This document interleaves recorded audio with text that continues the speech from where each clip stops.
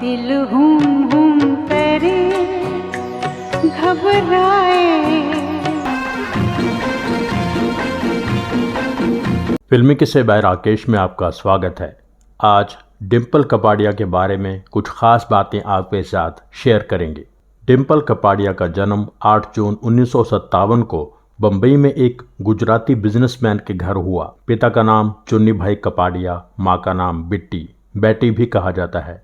चुन्नी भाई एक दौलतमंद इस्माइली खोजा फैमिली से बिलोंग करते थे, जिन्होंने कन्वर्ट होकर हिंदू धर्म अपना लिया था। शुरू में डिम्पल का नाम अमीना रखा गया था, पर वो नाम कभी इस्तेमाल नहीं किया गया। डिम्पल से छोटी उनकी 2 बहनें सिंपल और रीम और एक भाई सोहेल था। सांता क्रूज में उनका परिवार रहता था और विले पार्ले के Saint Joseph's Convent High School से डिम्पल ने अपनी पढ़ाई की। बचपन से ही डिम्पल को फिल्मों में काम करने का शौक था। उनके पिता अक्सर पार्टीज में फिल्म इंडस्ट्री के लोगों से भी मिलते थे। उनकी अच्छी जान पहचान थी। फिल्म मेकर हरनाम सिंह रवेल यानी HS रवेल से चुन्नी भाई की काफी दोस्ती थी। वो मेरे महबूब फिल्म के सेट पर भी अक्सर जाते थे। साधना और राजेंद्र कुमार से भी चुन्नी भाई की अच्छी दोस्ती हो गई थी।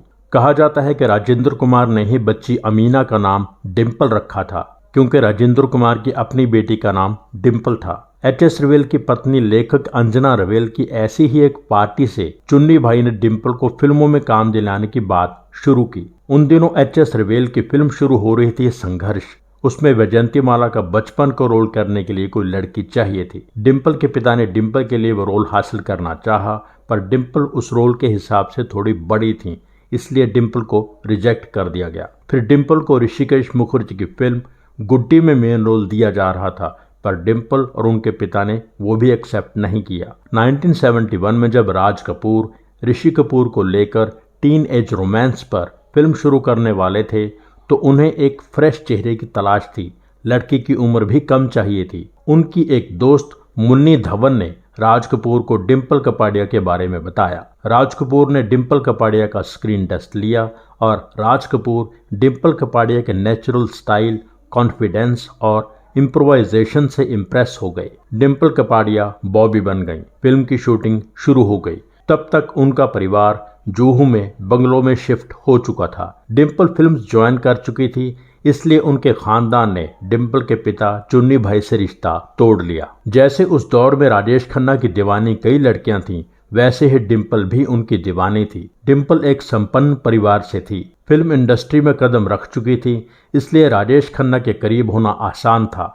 बहुत थोड़े समय के अफेयर के बाद 16 साल से भी कम उम्र की डिम्पल ने लगभग 31 साल के राजेश खन्ना से शादी कर ली। 27 मार्च 1973 आर्या समाज के अनुसार डिम्पल के पिता के बंगलों पर बहुत कम लोगों की मौजूदगी में यह शादी हुई। शादी के लगभग 6 महीने बाद बॉबी रिलीज हुई। बॉबी के लिए डिम्पल को best actress film fair award मिला था। उनके साथ जया बच्चन को भी अभिमान के लिए अवार्ड मिला था। बॉबी की रिलीज के बाद आम लोगों को ऐसा लग रहा था कि डिम्पल को अब बहुत फिल्में मिलेंगी, बहुत फिल्मों में उन्हें देखने का मौका मिलेगा, पर ऐसा नहीं हुआ। शशि कपूर के साथ पाप और पुण्य के लिए डिम्पल को साइन किया गया, पर डिम्पल ने फिल्म छोड़ दी। मनमोहन देसाई रोटी में भी राजेश खन्ना के साथ डिम्पल को लेना चाहते थे, पर डिम्पल ने वो फिल्म भी नहीं की, क्योंकि राजेश खन्ना नहीं चाहते थे कि डिम्पल फिल्मों में काम करे। डिम्पल कपाड़िया को भी इस बात से कोई एतराज नहीं था। राजेश खन्ना का हर फैसला उन्हें मंजूर था। 1974 में पहली बेटी ट्विंकल को जन्म दिया। 1977 में रिंकी को जन्म दिया। इस दौरान राजेश खन्ना और डिम्पल कपाड़िया का आपसी रिश्ता कोई ज्यादा अच्छा नहीं रहा। फिल्म इंडस्ट्री में से डिम्पल कपाड़िया की हेमा मालिनी के साथ बहुत अच्छी दोस्ती रही है। ये आपको पहले इस एपिसोड में भी बताया था। हेमा के साथ डिम्पल अपनी पर्सनल बातें भी शेयर किया करती थीं। अप्रैल 1982 में डिम्पल ने राजेश खन्ना का घर छोड़ दिया और अपनी बेटियों को लेकर अपने पेरेंट्स के घर आकर रहने लगी। 1985 में इंडिया टुडे को दिए इंटरव्यू में डिम्पल ने कहा था कि हमारे घर में जिंदगी और खुशियां उसी दिन मर गई थीं जिस दिन मैंने और राजेश खन्ना ने शादी की थी। हमारी शादी में असमानता थी, बेवफाई थी, शादी एक ढोंग लग रही थी। इस इंटरव्यू से पहले 1984 में डिम्पल ने फिल्मों में दोबारा काम करने का फैसला किया। वो अपने आप को साबित करके दिखाना चाहती थीं कि वो कुछ हैं। इंडस्ट्री में बात फैलानी शुरू कर दी थी। रमेश सिप्पी ने डिम्पल कपाड़िया का ऑडिशन लिया। डिम्पल के अनुसार उनका ऑडिशन बहुत बुरा हुआ था क्योंकि वो घबराहट से कांप रही थीं, पर रमेश सिप्पी के लिए सब कुछ ठीक था। ये तय हो गया कि डिम्पल कपाड़िया अपने पहले को स्टार ऋषि कपूर के साथ अपना कम बैक कर रही हैं। पर रमेश सिप्पी की फिल्म सागर शुरू होने में समय लग रहा था। इस दौरान डिम्पल ने और काम तलाश करना शुरू कर दिया। इस पर आप ये एपिसोड भी देख सकते हैं, इसका लिंक आई बटन में है। इसमें जख्मी शेर की बात की है। 1984 में ही नासिर हुसैन की फिल्म मंजिल मंजिल रिलीज हुई, जिसमें डिम्पल के हीरो सनी देओल थे। यहीं से डिम्पल और सनी की एक खास दोस्ती शुरू हो गई। 1985 में डिम्पल की 5 फिल्में रिलीज हुईं, लावा, एतबार, अर्जुन, पाताल भैरवी, सागर। सागर में डिम्पल के दिए कुछ बोल्ड शॉट्स भी चर्चा का विषय बने।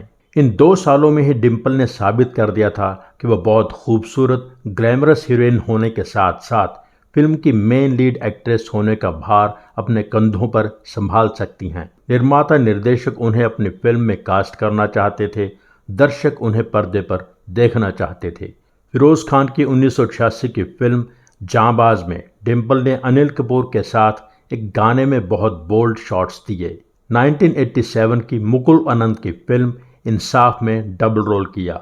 उसी साल की महेश भट्ट की फिल्म काश में डिम्पल ने ऐसा काम किया कि जो लोग उनके ग्लैमर के आगे देख नहीं पाते थे, उन्हें डिम्पल के अंदर की असली एक्ट्रेस नजर आई। महेश भट्ट ने कहा था कि ये रोल मैंने डिम्पल को इसलिए दिया था क्योंकि वो खुद पर्सनल लाइफ में इस तरह की बातें एक्सपीरियंस कर चुकी थीं, पति पत्नी की आपसी अनबन।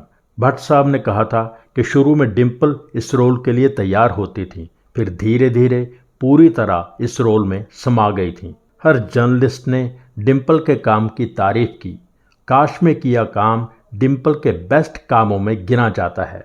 1988 की फिल्म जख्मी औरत में Dimple main protagonist of the story थीं। ये भी एक बोल्ड रोल था।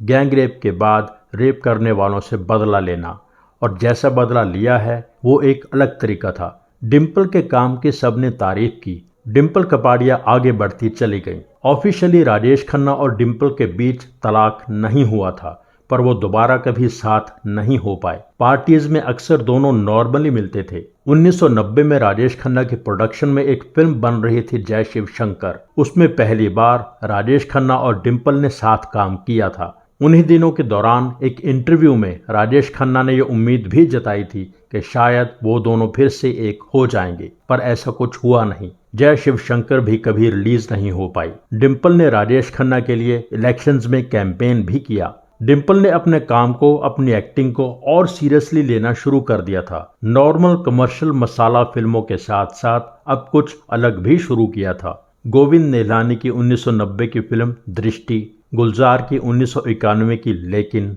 कल्पना लाजमी की 1993 की रुदाली के लिए डिम्पल कपाड़िया को नेशनल अवार्ड मिला था। मृणाल सेन की 1993 की बंगाली फिल्म अंतरीन। इस फिल्म में काम करने के बाद डिम्पल ने कहा था आई एम इमोशनली एग्जॉस्टेड, इसलिए कुछ समय के लिए डिम्पल ने और फिल्में साइन करना बंद कर दिया था। जो पहले से बन रही थी वो कंप्लीट की। ब्रेक के बाद फिर डिम्पल ने मृत्युदाता से काम करना शुरू किया। उसके बाद डिम्पल ने काम जारी रखा। हर तरह का रोल उन्होंने निभाया। अपनी एज के साथ साथ अपने किरदार भी उसी तरह से चुनना शुरू कर दिया। आज भी वो पूरी तरह एक्टिव हैं। 2023 की फिल्में पठान और तू झूठी मैं मक्कार में भी डिम्पल थीं। एक वेब सीरीज में भी हैं। अब तक डिम्पल 90 से ज़्यादा फिल्मों में काम कर चुकी हैं। बॉबी के लिए पहला फिल्म फेयर अवार्ड उन्हें मिला था। सागर के लिए फिर डिम्पल को best actress film fair award मिला। दृष्टि के लिए आउटस्टैंडिंग परफॉर्मेंस का अवार्ड मिला। रुदाली के लिए बेस्ट एक्ट्रेस अवार्ड भी मिला। बेस्ट परफॉर्मेंस क्रिटिक्स अवार्ड भी मिला। क्रांतिवीर के लिए बेस्ट सपोर्टिंग एक्ट्रेस अवार्ड मिला था, और भी कई अवार्ड्स उन्हें मिले।